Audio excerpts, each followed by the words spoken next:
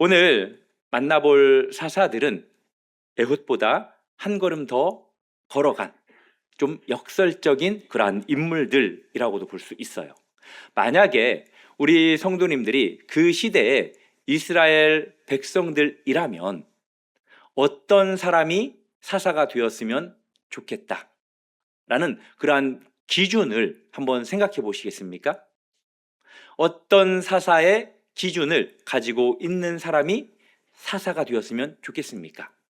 가장 먼저는 당연히 이스라엘 사람 중에서 명문 가문에서 태어난 그러한 사람이 사사가 되었으면 좋겠죠. 그리고 그 사람이 아주 똑똑하고 키도 크고 그리고 힘도 세고 각종 무기들을 다 다룰 수 있는 그러한 사람이라면, 특별히 남자라면 좋겠다라고 생각하지 않을까요? 그런데 오늘 본문에 등장하는 이 두 사람, 누구죠? 삼갈과 드보라입니다. 이 사람들은 이러한 조건들에서 완전히 벗어난, 어쩌면 하나에서부터 10가지 좀 다른 그러한 인물들이라고 볼 수 있습니다. 그렇다면 하나님은 왜 이러한 사람들을 선택하셨을까요? 오늘 본문 말씀을 통해서 우리가 한번 살펴보겠습니다. 우리는 살면서 가끔씩 이런 생각을 하는 것 같아요. 그게 뭐냐? 내가 왜 이렇게 가진 게 없을까? 나는 왜 이렇게 가진 것이 부족한가? 그리고 또 가진 것이 있다고 한들 그것이 왜 이렇게 보잘것없는 것처럼 느껴지는 걸까? 그리고 나 같은 사람도 하나님이 쓰실까?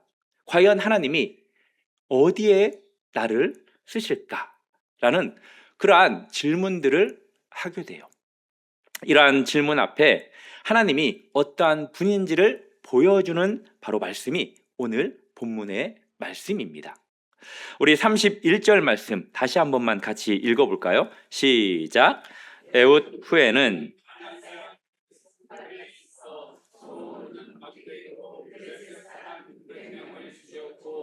그도 이스라엘을 구원하였더라. 아멘. 성경은 삼갈이라는 이 사사기 전체에서 통틀어 가장 짧게 설명하고 있어요. 딱 한 절입니다.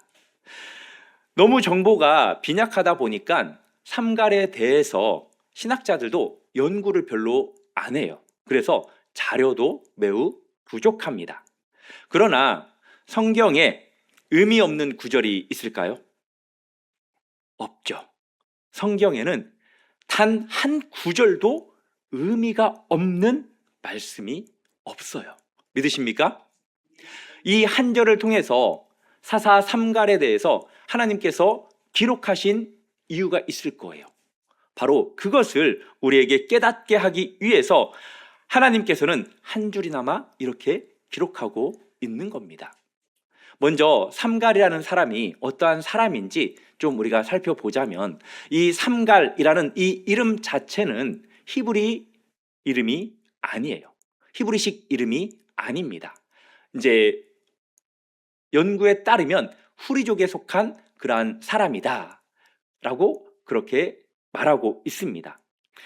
그리고 이 삼갈이라는 이 사람을 언급할 때 앞에 누구의 아들이라고 언급하고 있죠?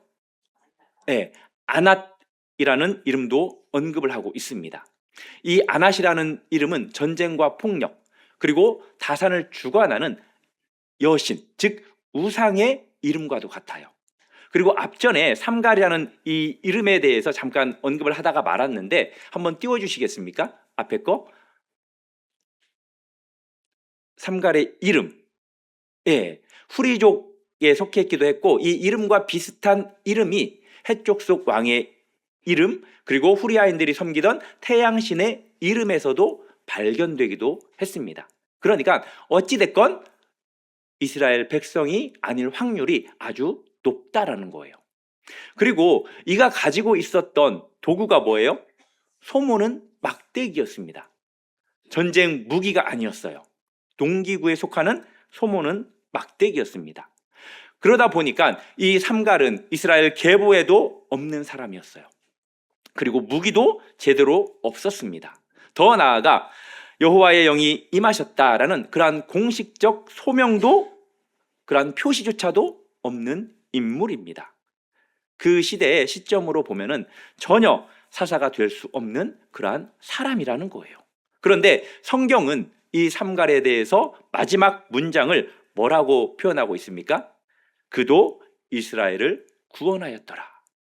아무 자격이 없는 사람이 이스라엘을 구원하였더라 라고 그렇게 기록하고 있어요. 구원하였다라는 이 말은 사사기 전체에서 반복되는 구원 핵심 동사입니다. 그래서 우리가 이 본문을 살펴보면 결국 이 본문에서 말하고 싶은 것은 뭐냐? 삼갈의 전략, 삼갈이 가지고 있는 능력, 그것을 전혀 말하려고 한다는 게 아니라는 거예요. 그저 그도 이스라엘을 구원하였도다라는 그러한 짧고 담담한 선언만을 남기고 있습니다. 그리고 이를 사용한 그 하나님이 어떤 분인지를 드러내려고 한다라는 거예요. 이 본문이 말하고 싶은 것은 삼갈의 업적이 아닙니다. 전혀 자격 없는 사람이지만, 그리고 그가 가지고 있는 것이 너무나도 보잘것없는 그러한 도구이지만 그 사람과 그 도구를 통해서 하나님은 구원의 통로로 사용하고 있다라는 거예요. 바로 성경 기자는, 사사기 기자는 그것을 강조하기 위해서 이렇게 기록하고 있는 겁니다. 이 부분에 대해서 신학자 칼빈은 다음과 같이 이야기했어요. 우리 같이 한번 읽어볼까요? 시작.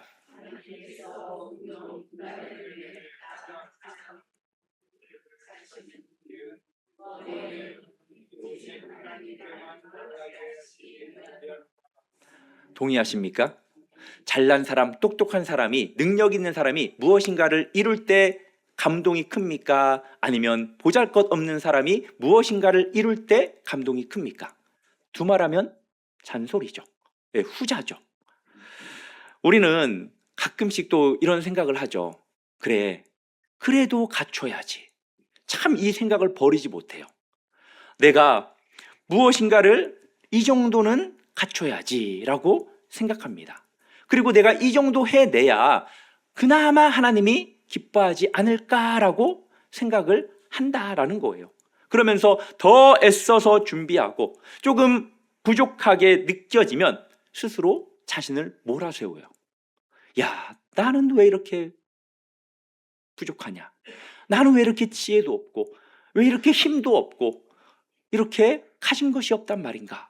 라고 자기 자신을 몰아간다라는 거예요. 사랑하는 성도 여러분, 삼갈에게 필요했던 게 뭡니까? 완벽한 계보였습니까? 아니면 능력이었습니까? 아니면 무기였습니까? 아니잖아요. 우리의 배경이, 그리고 우리의 손에 준 것이 소모는 막대기처럼 하찮게 보이시죠? 하찮게 보이십니까? 그렇더라도 우리 스스로 자격을 갖추려고 지나치게 노력하지 않으셨으면 좋겠어요. 당연히 노력은 하되 그러면 자책하지는 않으셨으면 좋겠습니다. 왜냐? 하나님께서는 우리의 그 부족함, 우리가 가지고 있지 못한 그 연약한 것들을 통해서도 충분히 하나님은 일하실 수 있기 때문입니다. 우리는 우리 자신을 바라보기보다도 우리를 사용하실 수 있는 그 전능하신, 능력 있으신 그 하나님의 손을 붙드시는 저와 우리 성도님들 되기를 주님의 이름으로 축복합니다. 오늘 본문 말씀을 살펴보면서 우리가 지나치기 쉬운 그 본문 결이 하나 있는데요. 그게 뭐냐? 30절, 오늘 본문 앞절인데요. 에우세 시대에 80년 동안 평온하였더라라는 그러한 표현이 있습니다. 그런데 바로 오늘 본문 31절의 삼갈 이야기에는 무엇이 있었어요? 전쟁이 있었습니다. 평온한 시대에 웬 전쟁이란 말이죠. 이 흐름을 본문 자체를 통해서 먼저 확인을 좀 해보도록 하겠습니다. 30절, 31절 그리고 4장 1절 말씀을 볼까요? 특별히 31절은 어떻게 시작합니까? 에웃 후에는 이라는 단어로 시작을 하고 있고, 그리고 4장 1절에서는 에웃이 죽으니 라는 표현으로, 서로 다른 표현으로 사용하고 있습니다.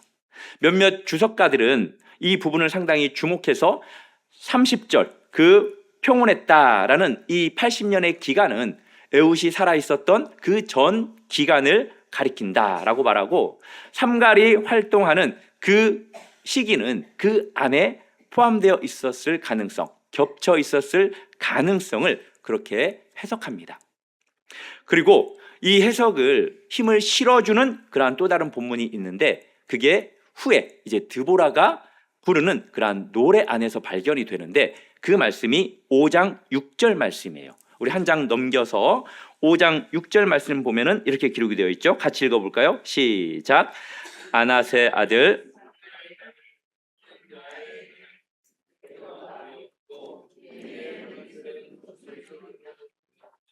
아멘. 여기에 보면은 삼갈 이름이 언급이 되죠. 아낫의 아들 삼갈의 날에, 예후세 시대에 그 평온을 부르던 바로 그 성경이 지금 삼갈의 날을 대로가 텅 비어 있고 사람들이 숨어 다녀야 했던 위험한 시절로도 기억하고 있다라는 거예요. 태평성대 시대의 한복판에 지금 삼갈의 전쟁이 있다라는 겁니다. 이것은 무엇을 의미하냐? 이것이 바로 역사 속의 교회의 실존을 의미하고 있는 거예요. 이게 무슨 말이냐? 신학적으로 이것을 이야기하면 우리가 너무나도 잘 아는, 많이 들었던 이미와 아직의 긴장 시대라고 말할 수 있어요. 이미와 아직의 긴장. 예수 그리스도를 통해서 예수님께서 십자가에서 이루신 그 승리, 그 승리는 완성이 되었습니까? 완성이 안 된 것입니까? 완성이 되었습니다. 그러나 우리는 아직 그 완성된 나라를 온전히 살아갑니까? 아니면 그렇지 못합니까? 그렇지 못하고 있습니다. 이 현실의 역사 속에서 우리는 여전히 싸워가면서 살아가고 있어요. 그렇지 않습니까? 이 두 부분에 대해서 설명해주고 있는 그러한 말씀이 요한계시록에 있는 말씀이에요. 요한계시록 12장 11절 말씀을 보면은 이렇게 기록이 되어 있습니다. 또 우리 형제들이 어린 양의 피와 자기들이 증언하는 말씀으로 그를 이겼으니 그들은 죽기까지 자기들의 생명을 아끼지 아니하였도다. 여기에서 이겼으니라는 이 근거가 뭐예요? 어린 양의 피입니다. 바로 예수 그리스도의 흘리신 그 보혈로 우리가 승리하게 되었다라는 거예요. 사랑하는 성도 여러분, 승리의 근거가 우리의 힘이 아니라, 우리의 용기가 아니라 이미 다 이루신 예수 그리스도의 피에 있음을 믿으시기 바랍니다. 그래서 승리는 이미 확정된 거예요. 우리는 확정된 그 승리를 믿고 살아가는 존재들이라는 거예요. 그런데 다른 한편으로는 계시록에 보면은 7 교회에게 요한이 뭐라고 기록합니까? 그게 이제 3장 21절 말씀인데 같이 읽어볼까요? 시작.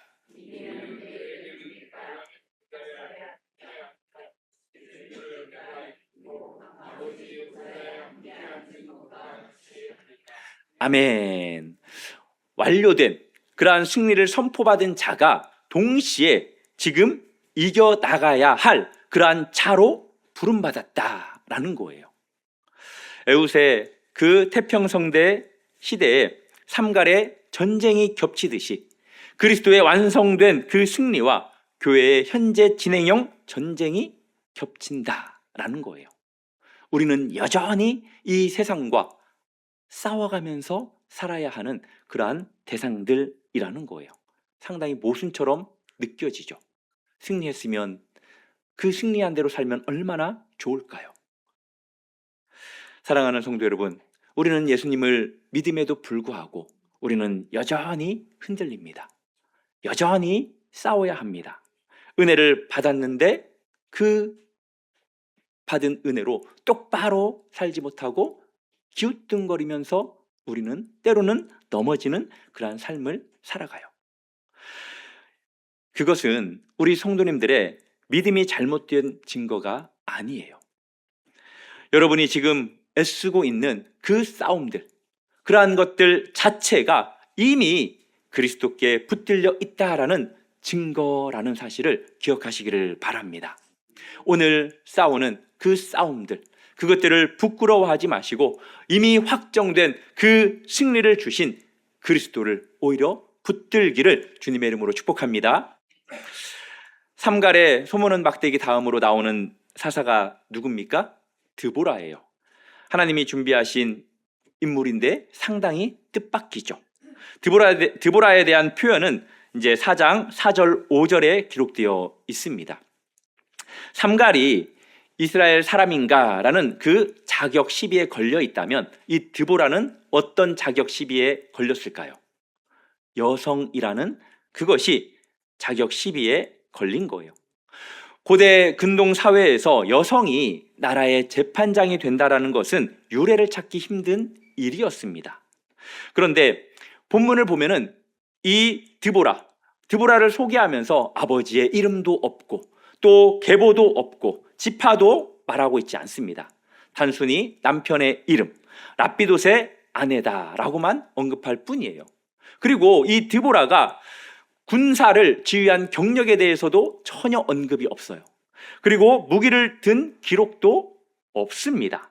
성문도 왕궁도 아닌 그는 산지의 종려나무 아래에 있었을 뿐이라는 거예요.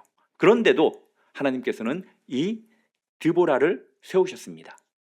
삼갈과 드보라 이 둘을 나란히 놓고 보면 사사기 저자가 하고 싶은 말이 더 뚜렷해지는 것을 우리가 보게 됩니다. 이스라엘 밖의 사람도 그 시대에 목소리를 낼 수 없는 여성도 하나님 앞에서는 자격 조건이 된다 안 된다? 문제가 된다 안 된다? 안 된다라는 거예요. 하나님께서 그 어떠한 사람도 사용할 수 있다라는 것 믿으십니까? 우리 자신도 사용할 수 있다라는 것 믿으십니까? 그 사실을 믿으시기 바랍니다. 우리가 다음 주 드보라가 바락을 부르고 또 야엘과 함께 승리를 완성해 가는 그러한 과정을 이제 살펴볼 텐데 드보라의 무기는 칼이 아니었어요. 드보라는 종려나무 아래에서 이스라엘의 재판을 맡았다라고만 말하고 있습니다. 그녀의 권위가 군사력입니까? 아니에요. 하나님의 뜻을 분별하고 대언하는 그곳에서 권위가 나왔던 것입니다. 사랑하는 성도 여러분, 전쟁의 승리는 그 진원지는 화려한 병거가 아닙니다. 하나님의 말씀이 통치하는 그 작은 자리라는 사실을 기억하시기를 바랍니다. 이 진리는 결국 어디에서 그 절정을 이루냐면은 예수 그리스도에게서 절정을 이룹니다. 예수님께서 세상에 오실 때 군대를 거느리고 오지 않으셨습니다. 세상에 가장 무력하고 수치스럽게 여기는 그 십자가 나무에 달려 예수님은 죽으셨어요. 이스라엘의 언약 계보 밖에 있던 삼갈보다 여성이라는 이유로 자격을 의심받았던 그 드보라보다 더 철저하게 자격 없는 자리, 어떤 자리일까요? 죄인의 자리. 그 십자가의 자리까지 예수님께서 내려가셨습니다. 그리고 우리를 위해서 죽으셨죠. 그렇지만 예수님께서는 부활하셨습니다. 믿으십니까? 우리는 아직 완전히 이기지 못한 자리의 삶을 살아가지만 예수님께서 사망 권세를 깨뜨리신 그 부활의 자리, 그것을 통해서 이기신 그 예수님 안에서 예수님은 우리를 뭐라고 부르냐면 이긴 자, 이기는 자라고 그렇게 부르고 있다라는 거예요. 믿으십니까? 믿으셔야 돼요. 참 말씀을 준비하는 게 어려워요. 말씀을 전할 때 우리 성도님들의 얼굴 표정을 보면 은혜를 받고 있는지 그렇지 않은지 참 헷갈릴 때가 많이 있습니다. 그리고 말씀을 준비하면서 지금까지 단 한 번도 힘들지 않았던 적이 없어요. 짧으면 짧아서 준비하기 힘들고요. 길면 길어서 준비하기가 힘들어요. 새벽에도 힘들고요, 수요일 날도 힘들고요, 금요일 날도 힘들고요, 주일 날도 힘들어요. 참 이 말씀을 준비하면서 과연 내가 하나님의 말씀을 잘 준비할 수 있을까? 내가 준비하는 이 말씀 속에서 어떤 하나님의 그 말씀하시기 원하는 것을 내가 끄집어낼 수 있을까? 참 많은 고민이 들었습니다. 준비하는 과정 속에서 너무나도 많은 부족함을 느꼈어요. 그러면서 내가 준비하고 있는 이것이 삼갈에 소모는 막대기와 같은 그러한 느낌을 받았습니다. 제가 느낀 그 초라함이 바로 이 본문이 말하려는 것과 정확히 같다라는 것도 또 깨달았어요. 제가 붙들어야 할 질문은 그래서 이거였어요. 내가 얼마나 정교하게 잘 준비했는가? 논리적으로 얼마나 완벽한가? 라는 것보다도 준비하는 나를 하나님이 붙들고 있는가? 라는 그러한 질문을 하게 되었습니다. 저와 우리 성도님들 모두가 각자의 자리에서 내가 든 것이 초라하다라고 느끼는 그 생각보다도 우리를 붙드시고 계시는 그 하나님의 초점을 두시기를 주님의 이름으로 축복합니다. 그리고 한 가지 부탁 말씀 드리자면은 우리 성도님들이 주말 저녁에는 주무시기 전에 저를 위해서 기도해 주시면 감사하겠습니다. 하나님의 말씀을 잘 준비해서 전하는 목회자가 되게 해달라고. 그리고 한 가지 더 기도하고 주무세요. 그냥 거기까지만 하고 주무시지 마시고 우리 성도님들도 은혜 받는 시간이 되게 해달라고, 은혜 받고 돌아가게 해달라고 기도하시기 바랍니다. 왜냐? 은혜 받지 못하고 돌아가면 얼마나 우리 하나님이 안 좋아할까요? 얼마나 서운해할까요? 그래서 전하는 자도 은혜 받고 그리고 듣는 자도 은혜 받는 그러한 말씀이 되기를 주님의 이름으로 소망합니다. 이제 말씀을 맺겠습니다. 우리가 참 초라하게 보입니다. 참 연약하게 보여요. 우리가 가지고 있는 것들도 그렇게 느낄 때가 많이 있습니다. 특별히 자격이 없다라고 우리가 많이 생각합니다. 그러나 우리를 바라보지 마시고 주님을 바라보시기를 바랍니다. 자격을 갖추려고 지나치게 몸부림치지 않기를 바랍니다. 그냥 주님께 우리 자신을 내어 맡기시기를 바랍니다. 우리를 구원하는 것, 우리의 자격으로 구원받는 것 아니잖아요. 우리가 구원받는 것은 오로지 죄인의 자리까지 내려가신, 그리고 그 자리에서 부활하심으로 사망 권세를 이기신 예수 그리스도를 통해서 우리가 구원받게 되는 것 아닙니까? 그리고 그 주님의 부활이 우리가 싸우는 이 싸움에 확실한 승리가 되지 않습니까? 그것을 붙드시기를 바랍니다. 그리고 오늘 우리에게 주어진 자리에서 다시 한 걸음을 내딛는 저와 우리 성도님들 되기를 주님의 이름으로 축복합니다.